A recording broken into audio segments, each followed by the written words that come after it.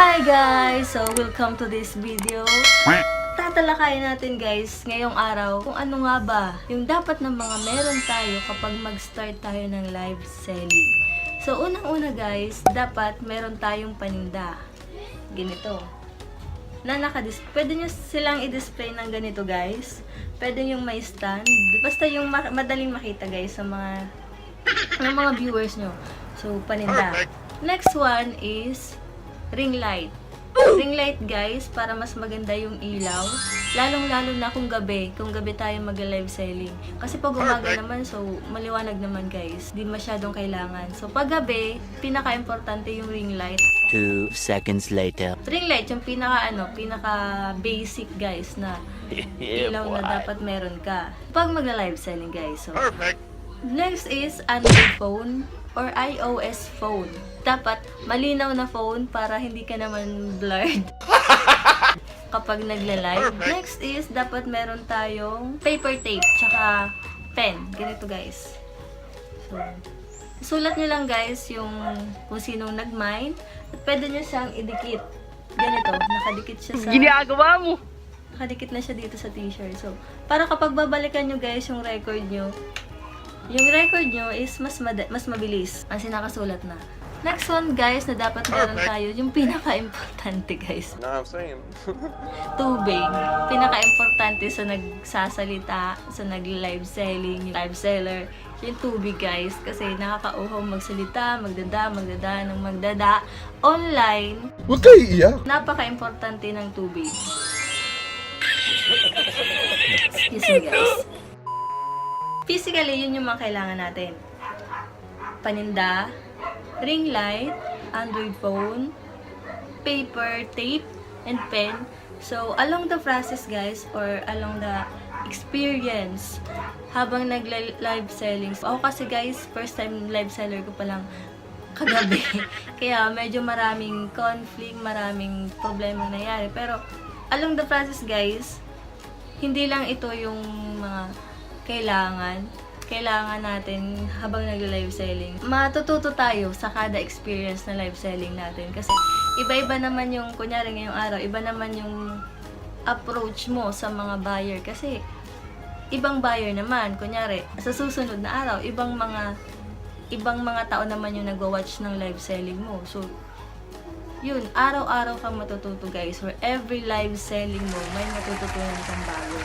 So, ito yung mga natutunan ko sa first live selling ko na dapat mga kailangan. Doon tayo guys sa technical. So, technical aspect naman guys ng pag-live selling.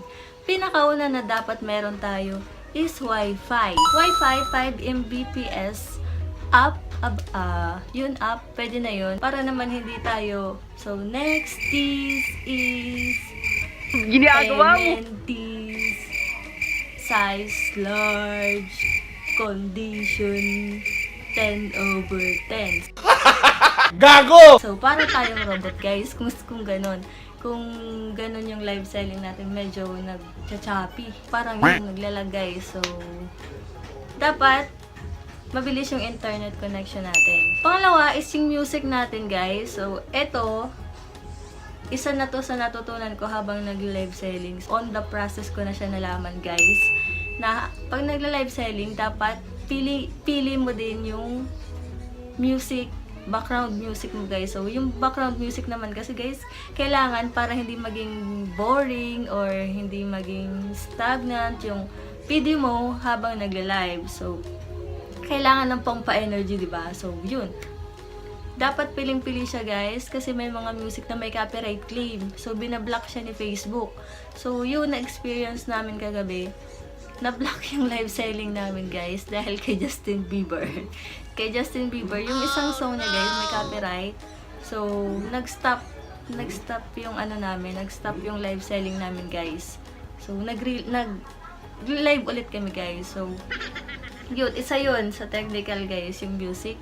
And yung isa pa na natutunan ko din along the process din guys is yung privacy settings nyo guys, dapat naka-public.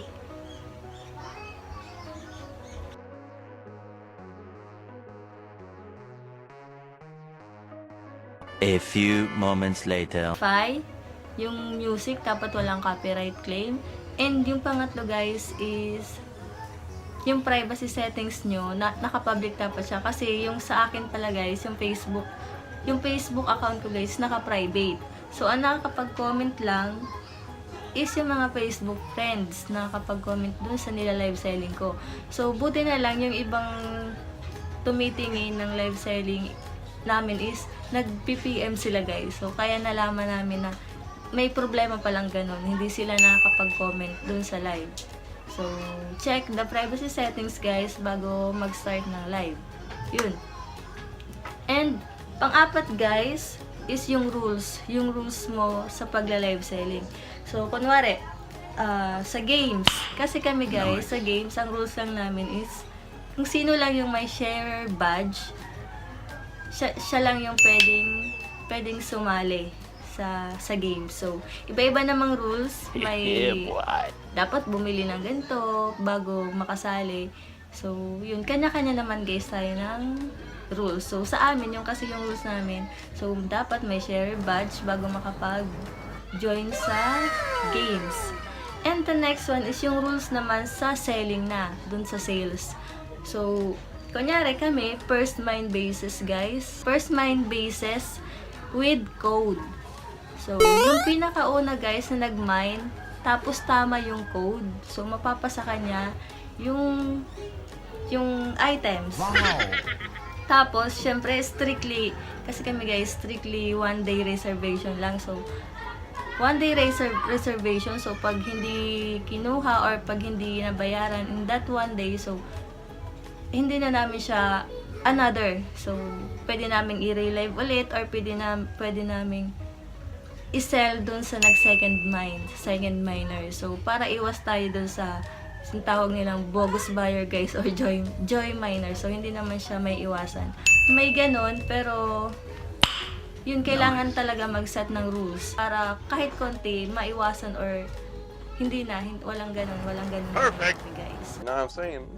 Yun guys, sa technical naman yun. So, emotional guys. So, emotional naman. So, dapat si seller, kasi puro sa emotional parang ki-seller siya eh.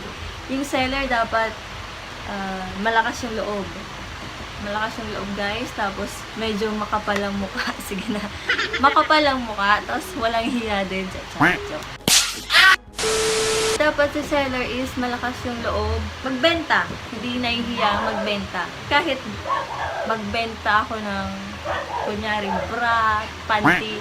Kung yun yung ikayayaman ko guys, so magbebenta talaga ako. You know what I'm saying? Yung dapat hindi ka nahihiyang magbenta. Hindi mo ikinahihiyang ibenta yung produktong binibenta mo. So, habang nagla-live ka, hindi mo maiwasan guys na dada ka ng dada. Eto, next item natin is ganito, size, ganito. So, yung iba guys, maraming viewers. So, may viewers, pero walang nagmamine. So, meron naman, konti yung viewers. So, dapat ready ka dyan.